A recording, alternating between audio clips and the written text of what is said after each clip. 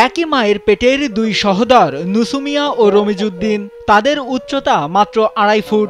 অপর ভাই বোন স্বাভাবিক হলেও তাদের দেহের গড়ন ভিন্ন, হাত পাও অন্য সবার থেকে আলাদা। শারীরিক উচ্চতা মাত্র ২.৫ ফুট হলেও মনের উচ্চতায় তারা অতুলনীয়। নুসুমিয়া ও রমিজউদ্দিন সামাজিক ও সাংসারিক জীবনে সবার কাছে সম্মানের পাত্র। অভাব অনটনের মধ্যেও পরিবার পরিজন নিয়ে তারা সুখেই আছেন।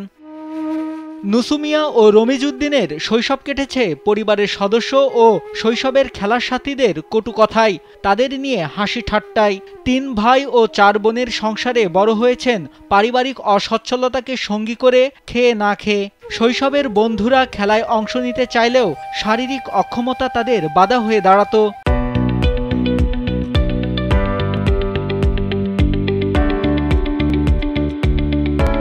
বন্ধুরা যখন মাঠে খেলাধুলা করতেন তখন তারা দুই ভাই দূরে দাঁড়িয়ে আকাশ পানে চেয়ে নীরবে নিভৃতে কেঁদেছেন। বড় হয়ে করেছেন বিয়ে, সংসার চালাতে রাজধানী সহ বিভিন্ন স্থানে ভিক্ষাবৃত্তিও করেছেন। সব প্রতিকূলতা পার করে তারা এগিয়ে গেছেন। যখন একটু ডাঙ্গর হলাম তখন আমার ফ্যামিলিতে আমাদের বাপ মার কাছে 3টা ভাই 4টা বোন, তখন আমাদের বাপ বুড়ো হয়ে গেল, তখন আমার বাধ্য হয়ে ঢাকা যাইতে হইতো। 2 ভাই ঢাকা করতাম, 10 জনের কাছে হাত পাততাম, 2 জনে দিছে, 5 জনে অনেক কথা বলছে। দারিদ্রতা থমকে দিলেও নুসুমিয়া ও রমিজউদ্দিন হাল ছাড়েননি, হতাশ হননি, হেরে যাননি। তবে বয়স তাদের ঠিকই থামিয়েছে। 60ঊর্ধ্ব নুসুমিয়া ও 50ঊর্ধ্ব রমিজউদ্দিন এখন নানা ব্যাধিতে আক্রান্ত। আগের মতো মানুষের কাছে যেতেও পারেন না। কিভাবে চলবে তাদের সংসার, সেই চিন্তায় দিন পার করেন তারা। এই যে আমরা সংসার কোন রকম চলে খাইতেছি, এখন দেখা যাচ্ছে যে আমাদের খুব নাড়ো করে, বর্তমানে খুব নাড়ো করে চলতেছি। এখন মনে করেন আমার শ্বাসকষ্টের সমস্যা, আমাদের একটি ভাই তাদের অপারেশন করে আনছে, তারা সংসার খুব নাড়ো করে চলতেছে। আমাদের একটা ছেলে এখন যা কামাই করে তাদের সংসার চলবো না আমাদের সংসার চালাইবো। বর্তমানে অনেক কষ্টতে দিন যাইতেছে।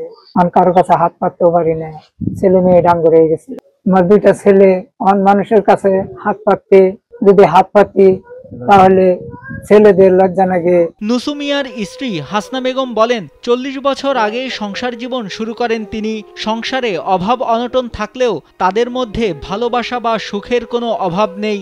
তবে তারা 2 ভাই এখন আর কিছুই করতে পারেন না, তাই সরকারি সহযোগিতা চান তিনি। প্রথম সন্তান হইলো, মনে করেন যে ওটা বললো 10 বছরের পাতায় মেয়েটা হইলার পরে আর কি এভাবেই সংসার এটা চলতেছিল। সরকার যদি কিছু আমাকে দেয় তাহলে মনটা বইটা আমরা শান্তি পাবো, মনের মধ্যে আনন্দ পাবো।